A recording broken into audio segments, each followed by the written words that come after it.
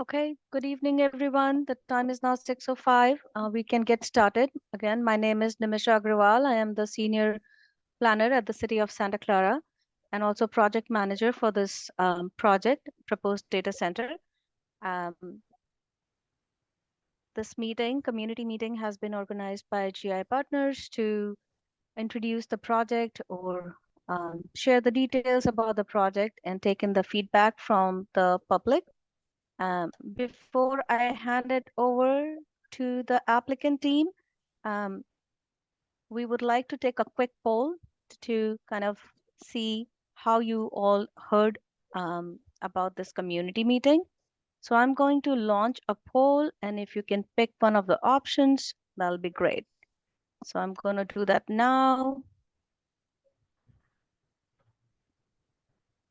You should be seeing a poll on your screen.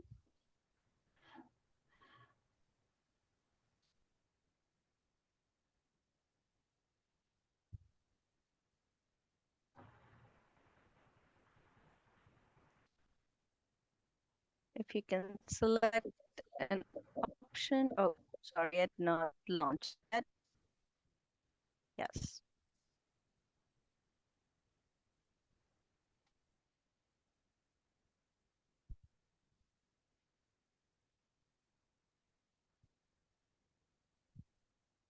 Okay.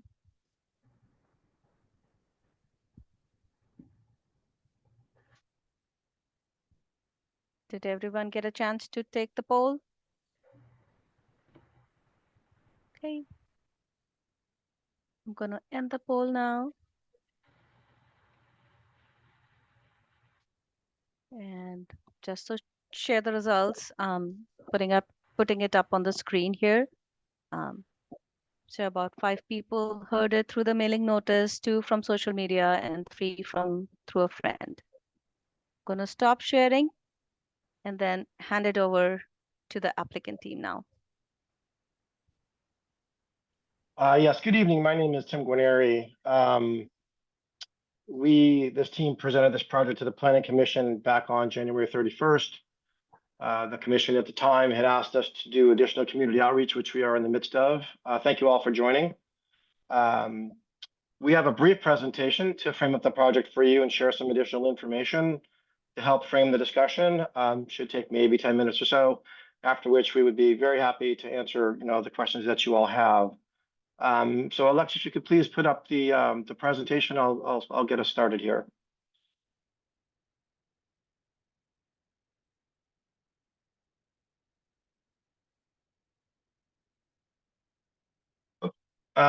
So yeah, thank you. The opening slide, this is the rendering of what the data center will look like. We're going to have our architect Neil talk more about that in a moment.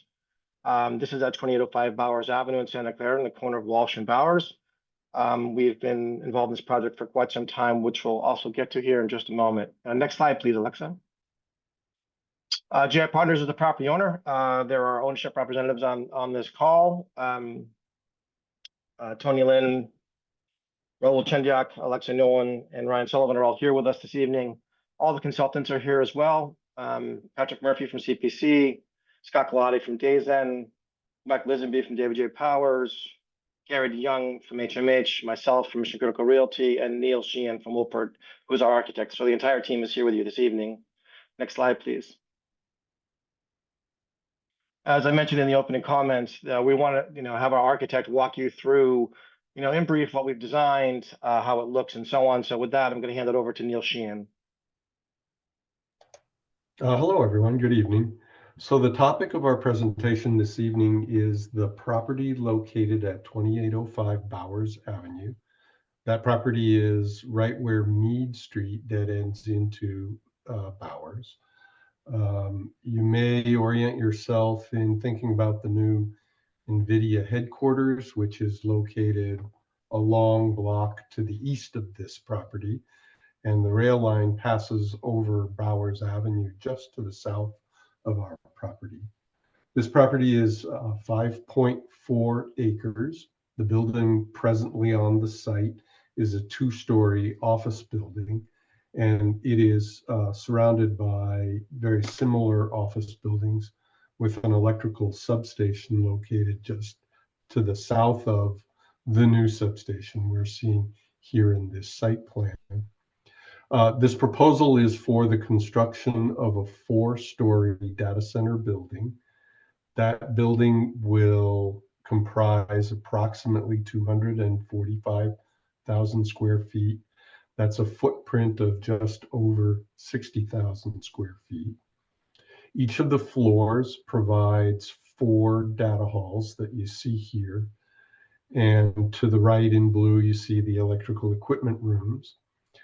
Outside the building, on the east side of it, are located emergency generators. Those generators are 2 levels high, and they're surrounded by a full height acoustic screen that screens the noise. The north end of the building is the office area, and that office area on the one side facing on Bowers, the main entry into the site, provides for a public entry and human scale frontage. On the back side of the building are the administrative block, are the truck docks or service docks, again, screened from the public way by the building. The development of the site will include the addition of an electrical substation toward the south end, and that's immediately adjacent to the existing utility substation in that area. Parking spaces required here. Data centers don't require much parking. They don't generate much traffic, so we have 72 spaces, whereas previously, I believe there were around 400 spaces here. Next slide, please.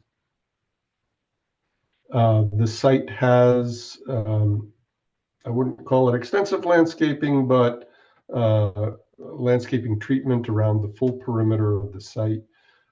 Trees that are removed as a part of the demolition of the existing development on the site are all to be replaced on this site. Next slide, please.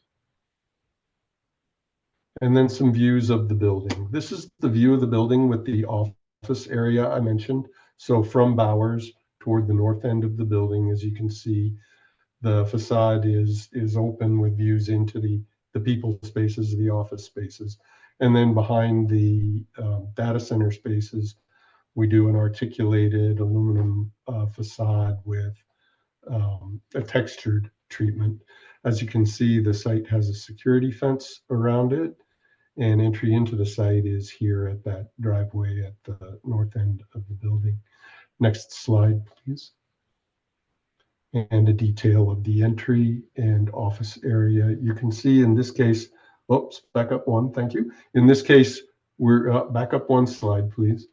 We're using a wood finished treatment for the soffits and frame that surrounds the Bowers Street elevation of the building. Next slide, please. From the south, you see the view coming up the hill from under the railroad bridge, and just off the left there, you can see just a bit of the electrical substation, which is screened by walls and the changing grade and landscaping. Next slide, please. The full elevation of the one side of the building. Here you can see the rooftop screen at the top of the building. That too is an acoustical screen, and it wraps around the air conditioning equipment located on the roof. Next slide, please. On the back side of the building, away from Bowers office, away from Bowers Street, you can see the generators are located behind a screen wall. And we locate generators on the side of the building away from potential noise receptors, such as residential. Closest residential is south on Bowers Street on the other side of the rail bridge. Next slide, please. And another view also of the generator screen and office zone in the building. Next slide. And a night view. And I think that's at sunset. Hey And that's all Neil, this right. is Ryan, GI. Can you talk through how he developed the design around the envelope of the building and why those materials were used with regard Sure. to city standards? Yep. So the city of Santa Clara does seek to have building designs that are, let's say, enhanced, interesting, reflective of the uses within the building with high quality materials. And we feel that in every case, this building articulates the nature of the activities going on behind those walls. It provides a rich combination of materials. It's conscious of its, we seek to be conscious of the building's appearance day and night with lighting treatment on that textured wall. And of course, enhancing the site with good quality landscaping as well.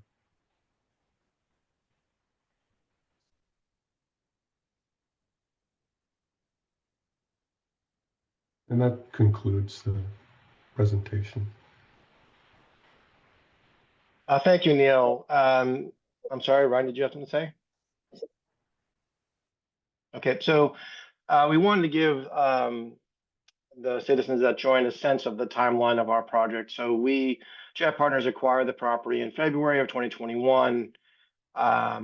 We have done, all the things that the city of Santa Clara and the state of California require of us, along this timeline. So we've, executed various agreements. We were required to do a system impact study from Silicon Valley Power, which was done. We submitted a planning application to the planning department, and in October, most of that was, approved. The conditional use permit and so forth was approved, pending the EIR, which was part of the larger exercise with the state for our generators. We filed for that paperwork in August of 22. That takes a while. The state does not move quickly. We have more details about that a little later in this presentation. We received the exemption from the state in November of 23. And from an entitlement and planning perspective, those are all of the things we needed. We needed city planning to go through their process. We needed the state to go through their process. We needed the EIR to be finished and published and so forth. And once all that was actually done, we worked with city staff, with Namisha and her team, to go before the planning commission, as I mentioned, on January 31st, and presented this materials. The planning commissioners, wanted more information, they wanted more time, they wanted more community outreach, which was perfectly fine by us, which is why we're here this evening, which is that yellow bucket there. And just to give people a sense of the continuum here, we're meeting again with the planning commission in March, and then currently scheduled about 8 weeks or so later to go for final review for the city council and final entitlements. So that's the, the project timeline. So the JI Partner team, the consulting team, have been involved in the community with both the city and the state for quite some time now. Next slide, please.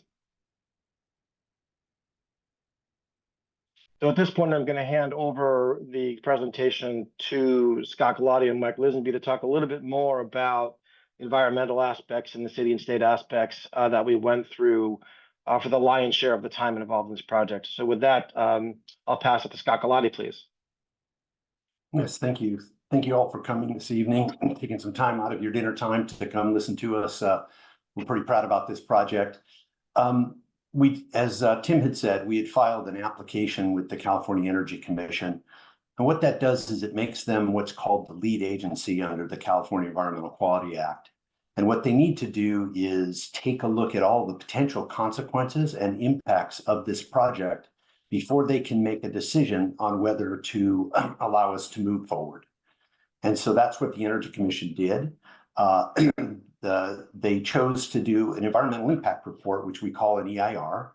And that is the highest, most thorough review that you do under the California Environmental Quality Act. So we filed in August 31st, 2022.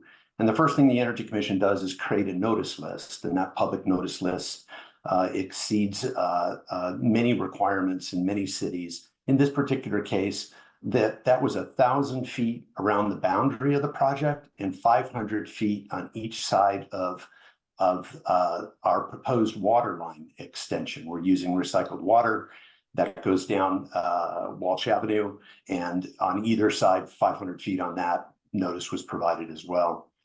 Once they create that notice list, they also create a website that is available to anybody. You don't have to sign up, you don't have to pay, you don't have to have a subscription. And so every one of their notices that they send out direct you to the website. That website, it's actually still active even now. You can go to the website at the Energy Commission and download any document that has ever been filed either to the Energy Commission or by the Energy Commission by anyone. So in October 27th, 2022, after they reviewed the project for a little while, they wrote a very detailed notice of receipt and said, we received this application. Please give us comments if you have any comments on what you'd like us to study in our EIR. The notices also ran in the San Jose Mercury News, El Observador, and the World Journal in Chinese. They then prepared a notice of preparation of the EIR. This is a document that comes out and describes a little bit about the technical areas they're going to look at. And it says, here's the ones we're going to look at. And they gave you 30 days to comment if you wanted to have that scope of that analysis changed. 4 comments were received, 3 from agencies asking to be coordinated with, and 1 from a member of the public. That's an interesting comment. That comment came in and said, hey, there's another data center right next to us.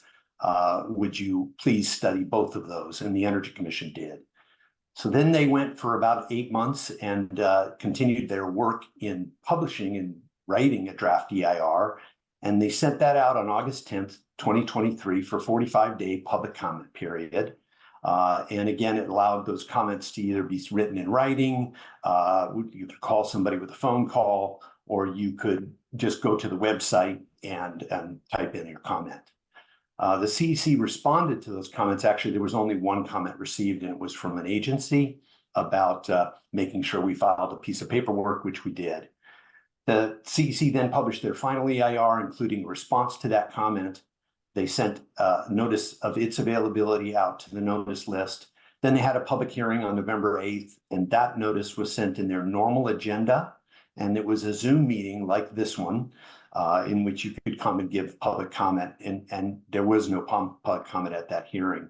So the CEC approved the project and gave us our exemption, which freed us up to actually go to the city for our actual permits.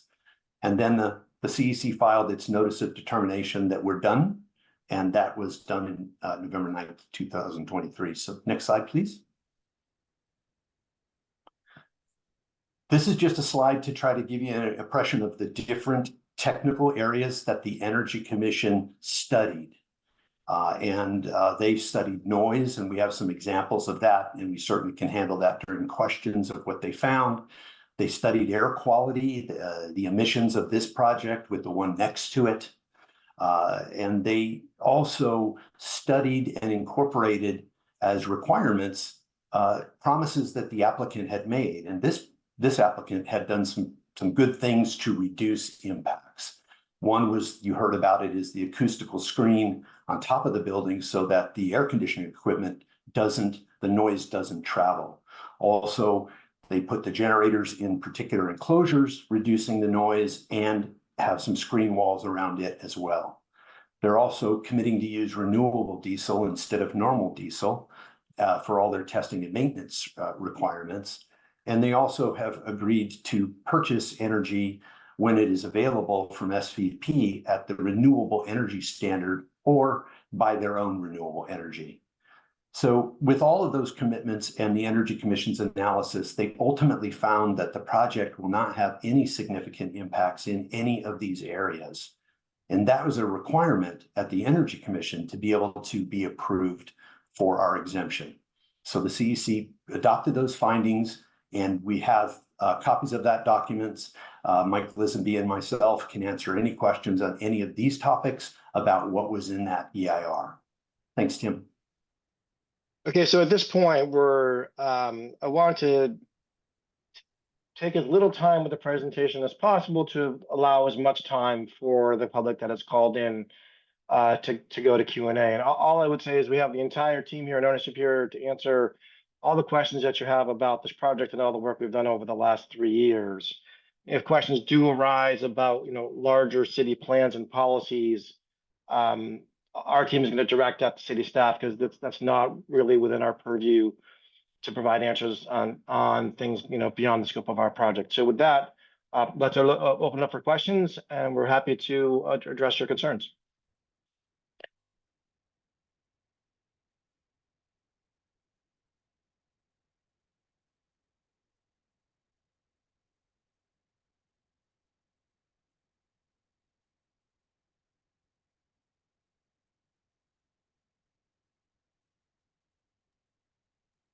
Namisha, I see that Jenny had a hand raised.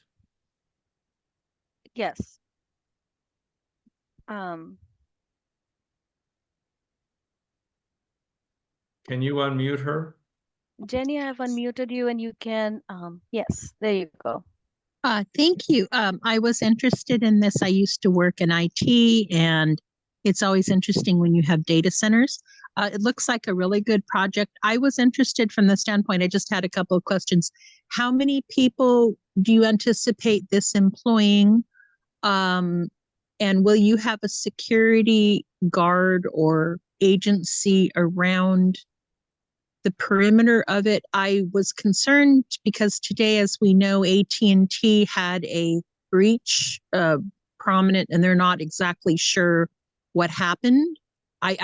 I really don't think it's an issue, but if, and down the road, I was interested in, I know that the data centers require transmission lines, a great deal of energy, and I was wondering if that's why you had the power plant attached to this to provide your own power, and also how much water, what is the water line that has to come down? It sounded like the adjacent road. So those were my questions. I was just curious about this project. Thank you. So I'll take some of those questions and then hand it off to appropriate team members. There will be an agency providing 7x24 security to the premises. In this particular phone call, we don't have a specific head count number. That's usually one person at the front desk, and then one or two, roaming guards for safety and so on.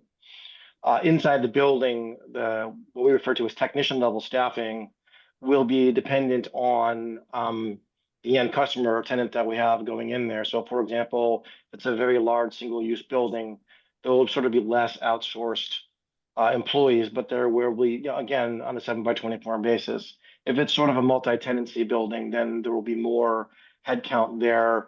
I don't have a specific number, but as a guess, it'll be probably plus or minus 10 people on that staff. In terms of power, the substation, GI Partners chose this property several years ago because it's in a zoned industrial area. There are data centers all around us, and it shares a wall. It shares a property line with Silicon Valley Power's uranium substation. And so, yes, we've been working with them for 3 years to provide power to the site. And, I realize there's some sensitivities to that came up during the Planning Commission meeting. We are part of Silicon Valley's long-term plan for the community, and we're not anticipating getting power in that substation for several years. Now, on the environmental questions and water use questions, I'm going to hand that to Scott and Mike. Hi, thank you for that question, Jenny. What I can tell you is there is some confusing terminology because of the law that the Energy Commission operates under from 1975. When we're talking about the power plant, we're talking about our backup generators. We're not allowed to generate our own power with those generators unless the power is interrupted. So we will get our power from Silicon Valley Power and only turn those generators on during an outage, which is an unforeseen emergency. We will test those generators once a month for about 15 minutes at a very low load and run them one at a time. But yeah, so we didn't build our own power plant, so we'll wait till SVP has sufficient power to supply us, and we'll build the infrastructure for that, which has been studied. We assumed in the EIR, for purposes of calculating impacts, we assumed that there could be 33 to 35 people on site. Some of those will be workers from the tenants, And yes, there would be some full-time security. So yeah, that's I think, and then as the water is concerned, we use very, very little water. To give you an example, a data center who cools its air conditioning units using water may use up to 50 or 60 acre feet a year, which is a number, but relative to that, we're using 3.5 acre feet for all of our uses. That we're using recycled water instead of potable water for those uses, including our landscaping. Thank you. Did that answer your questions? I don't know if I got them all. Yes, it did. I'm glad you pointed out the part about the misunderstanding about the power plants, because I think the public is usually confused a lot. But thank you very much. I appreciate that. Yeah.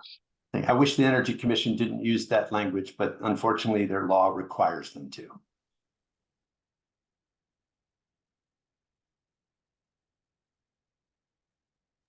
I guess I would ask Mike. Mike, did I miss anything or anything else you want to add to that?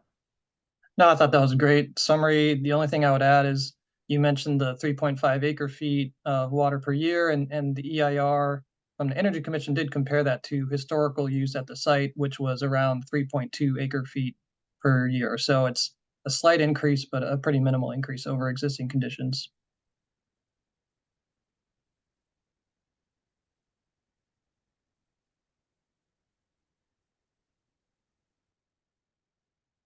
I think we're ready for the next question, Namisha.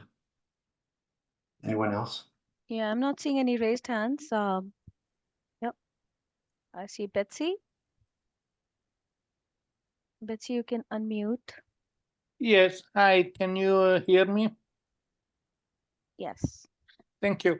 The question I have is, we see a lot of data centers, both existing and new coming up in the area.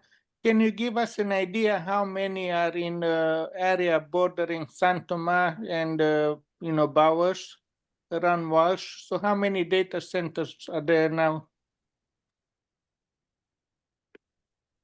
So two answers to that. In the immediate vicinity adjacent to our property, there's a company called Vantage Data Center that is right next to the substation behind us and also across the street from us. In terms of the larger amount in the community around us, I think I would need to defer that to city staff.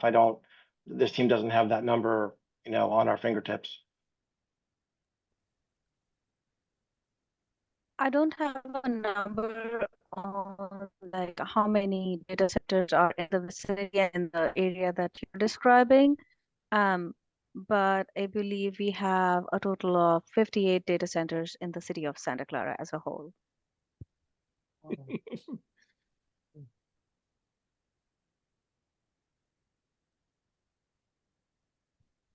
Thank you. Okay.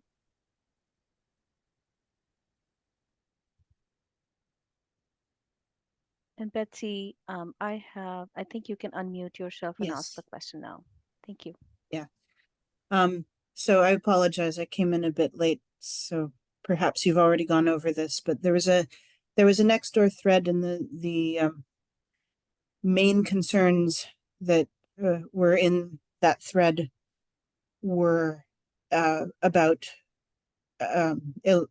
power supply, which already seems to have been addressed in the questions, and about noise mitigation. I know that I think it's probably the Vantage Data Center. But this one is fairly close, relatively speaking, to residential areas. And so there have been various, just what is that sound? It's going all night. So that's definitely a top concern for the neighbors. And also I'm curious about how many members of the public are on this call tonight. Thank you.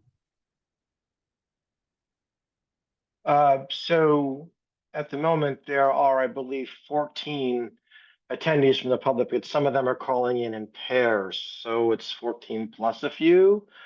On the noise piece, we'll have our Scott and Mike address, how that was looked at and the data that was gathered relative to the community around us. So Scott and Mike, please. Yes. Alexa, can you move to the next slide, please?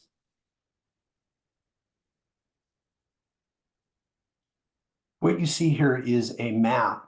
What we did with noise was this applicant went out and did its own noise study early on in the design so they could see where noise might be an issue, and they designed things around it. So for example, if you see in this map, the residents are towards the south here, and you see a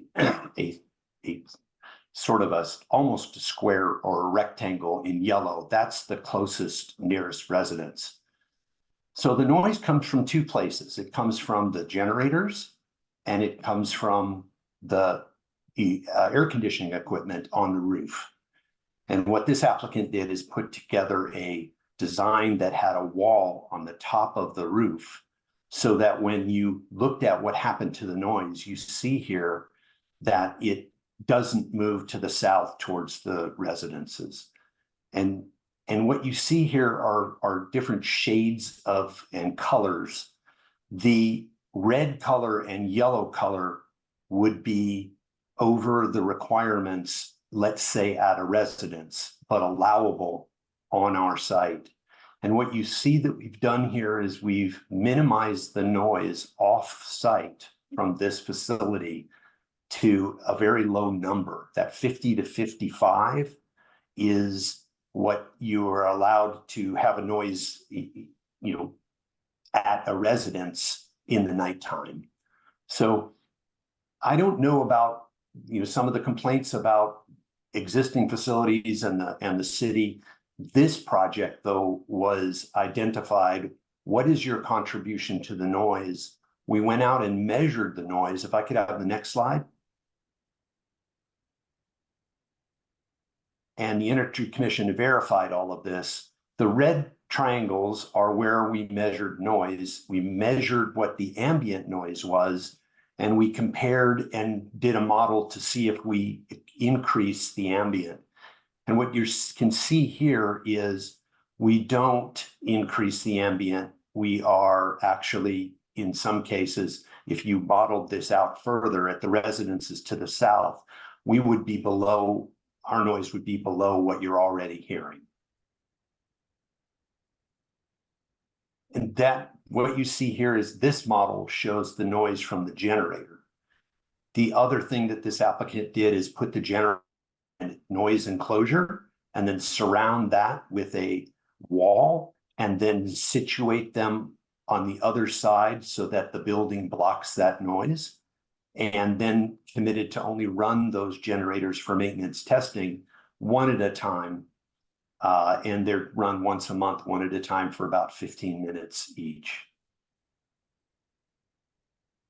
Mike, do you have anything to add there? No, again, good summary, Scott. The only thing to add is the scenario that the noise study modeled was a worst case scenario. So it assumed that the generator would be operating at full power for an hour. And as Scott said, the typical operation is for 15 minutes for testing and maintenance. And it assumed that the cooling equipment on the roof would be operating at full power as well, which is not a typical operating scenario. So even these numbers, which show pretty low noise levels coming off of the site, are based on a worst case scenario of project operation.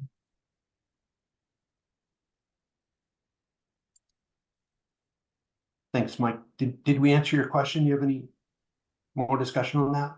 Any more questions? Yes, you answered it. Thank you.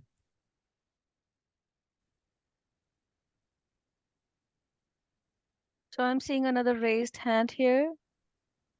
Sabrina, you can unmute yourself and ask the question you have.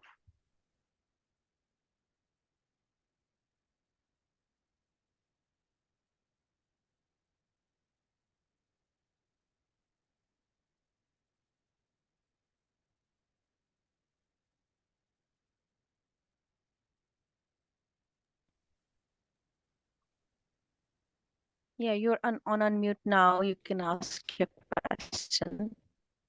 Okay, I apologize.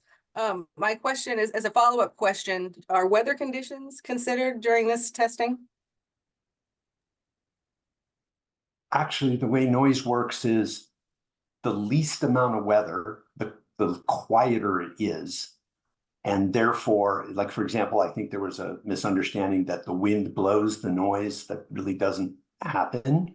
What actually, this is the quietest, modeled at sort of over an entire day. And the Energy Commission looks at those quietest hours in the nighttime. So this over predicted what the noise would be, and the Energy Commission compared it to how low the nighttime noise is at night. And we didn't increase that noise to where it would be perceptible.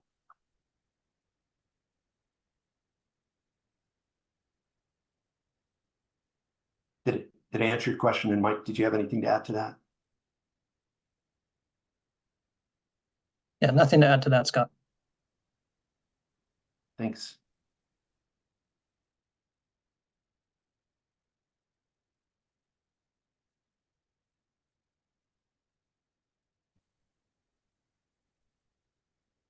Tutor, I see that you have another question, so gonna.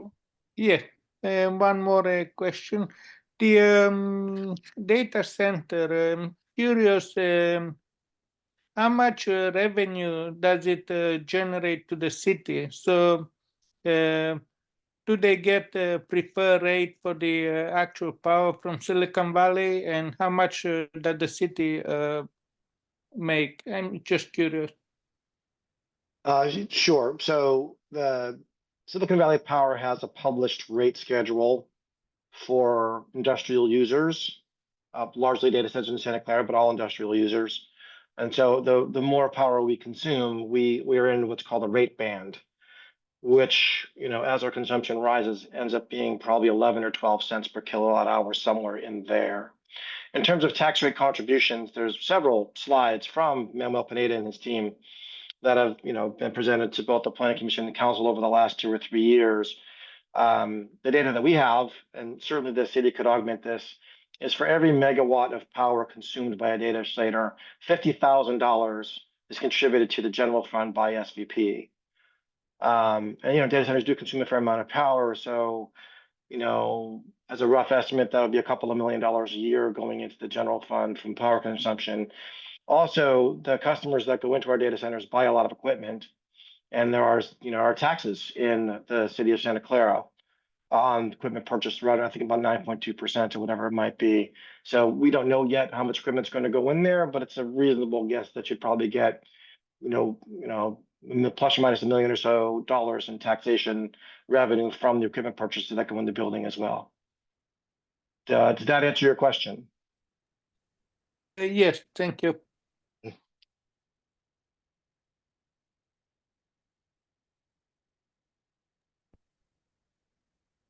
I see one raised hand. Serena, do you have another question, or all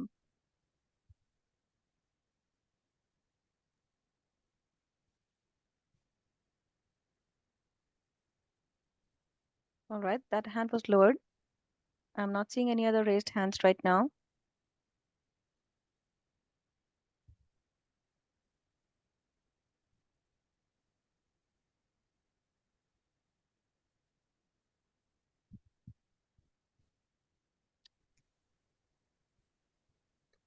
I see Jenny has another question, it seems.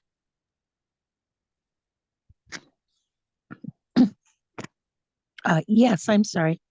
I think you can hear me. I just wanted to throw out if down the road properties adjacent to this site were rezoned for housing or high density housing. I know things are changing rapidly, but would this building present an issue for people that were in a high rise that was built in the future adjacent to the property? How does that work in terms of, would Santa Clara have to make sure that any high rise that went in there, let's say it was apartments or condos, that they have to be set back a certain distance from this data center or adjacent data centers, how does the noise work in that? We don't anticipate there to be housing in a lot of commercial areas and areas where there is data centers, but we just don't know what will happen. So could you all address those issues? Thank you. I guess in part, right, as terms of how the city would handle rezoning, right, where this building is and all of the areas around us are currently zoned light industrial. They're not zoned for residential, and I can't speak to that process. That would have to be a conversation you would have with city staff. That's just not something that this project team has expertise or involvement in.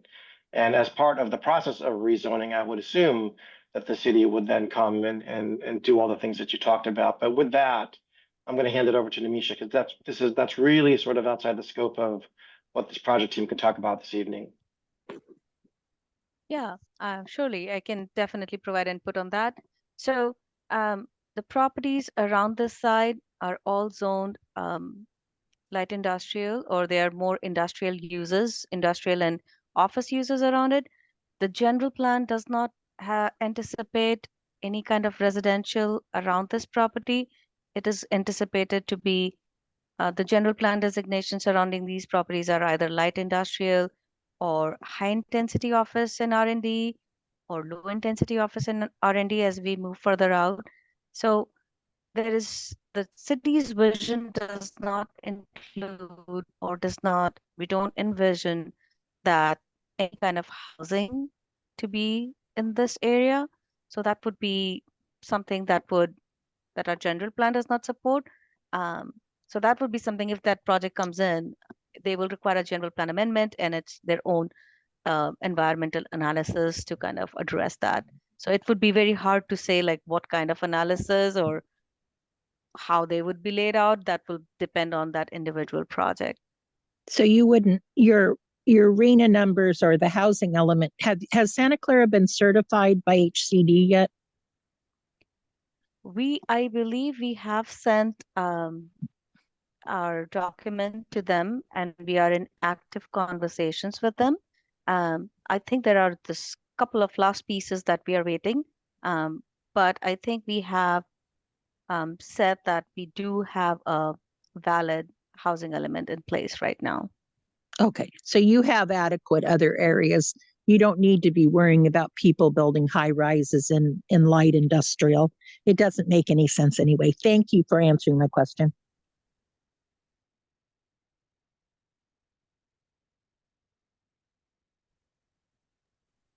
I see another raised hand. Dave,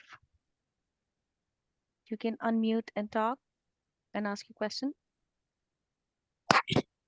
Hi, can you hear me okay? Yeah.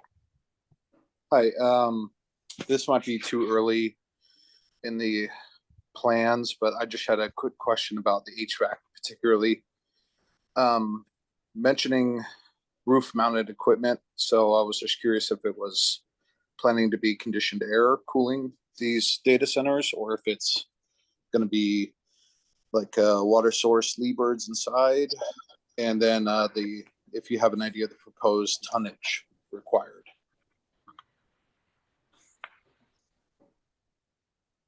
I think we have some of that information. Neil, do you have some of that information available? I can give it a shot, although I'll confess I'm an architect and not a mechanical engineer. The cooling on the roof is provided by air-cooled chillers, and we use those in the industry presently because there is a strong concern among data center companies with water consumption. They seek to limit the amount of water they use, and air-cooled chillers don't use water. Those chillers typically do route their cooling with a chilled water pipe loop, and that water pipe loop, as you noted, could go to a Liebert type craw or computer room air handler, which transfers the cooling from the equipment into the air to cool the computer equipment. Oh, I'm sorry. Tonnage. I'll pretend to be an engineer. We have 72 megawatts divided by 3,500. We're looking at about 20,000 tons. The last part I'll add to that, Neil, is we do have this evaporative pad system where we'll use up to a half of acre feet, but only if it's designed right now that only on days where it's over 89 degrees. And so we do use a little bit of evaporative water. That's why we're using recycled, so that we can conserve potable water for that very minor evaporation. Sorry about that, Scott. Thank you. Yeah, one thing to point out, is the actual mechanical cooling that goes on in a building of this sort, particularly in the climate in Santa Clara, is limited to a very small amount of time in the year. Usually the cooling is coming just by moving outdoor air through those coils in those chiller units and transferring that temperate outside air to the equipment inside.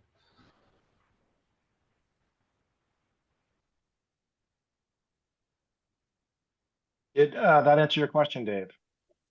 Yeah, that's I figure there'll be further information, as the project moves along, but that's satisfactory for now. Thank you.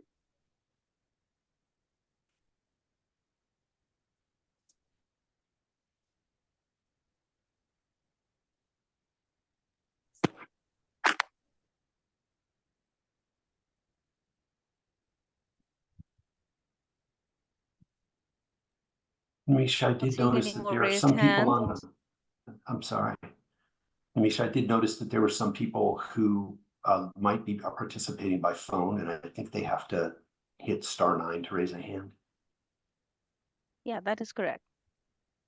If you're joining by phone, you can press *9 to raise your hand, and that way we can unmute you and you can ask your question.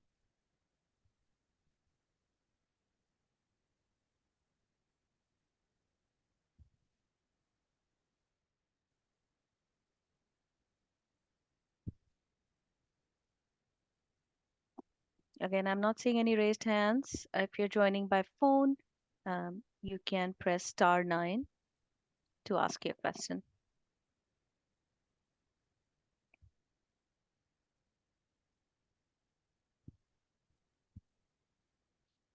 All right, I'm not seeing any raised hands now.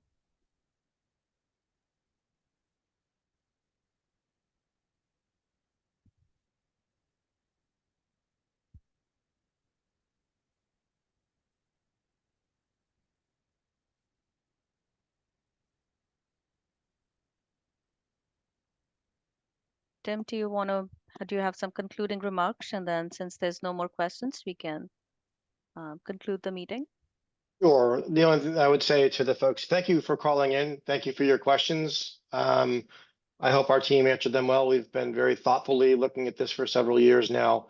To the extent that you want more information than we presented this evening, everything we've done with the city of Santa Clara and the state of California is public, or most of it is. We've given large amounts of information to the city. There is a project webpage on the city's website where you can, if you want to go read the detailed EIR and other detailed documents, those are available to you. So if there's more information that you'd like that we didn't cover this evening, it should be available through the city staff or the city website. Hey, Tim, this is Ryan with GI again. Thank you guys for attending. Tim, why don't you walk us through next steps in the process to get to council approval? Certainly. As I mentioned in my opening remarks, we had a planning commission meeting on January 31st. Several of the commissioners wanted more community input. They wanted more community data. They wanted this meeting and so on, and more notices, which we've done. When this meeting concludes, this meeting is being recorded by the city, will be presented to the planning commission along with the notes in the Q&A. On March 6th, this team will assemble again in front of the planning commission that has 3 questions before it in terms of our use permit, our general plan amendment, and the acceptance of the EIR that was done at the state level. Once those recommendations are made by the Planning Commission, we are scheduled to present yet again in front of the City Council, who then has final authority in terms of approving entitlements for this project to allow us to actually go and build the things that we've been working on for the last 3 years. And that is tentatively scheduled for April 9th. So from tonight, it's March 6th Planning Commission and April 9th City Council, at which point the entitlement process should be complete for this project. And I would just add to that,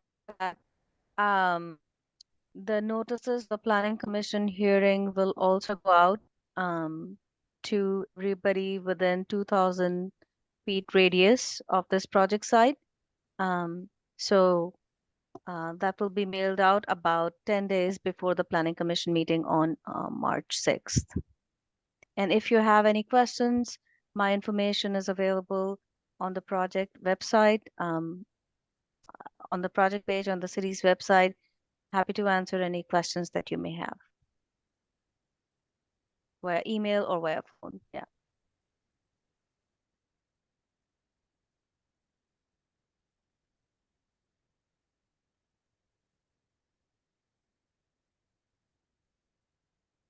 So any issue with that, we are 4 minutes from 7 p.m. I don't believe the ownership of project team has any more commentary. I believe there are no hands raised. And to echo Ryan's sentiments, thank you all for coming. Thank you for participating. And if there's more questions, please, by all means, send email to Nimisha or go through our documentation that's publicly available on the website. So thank you all for coming and have a wonderful evening. Thank you, everyone. Thanks, team. Thank you.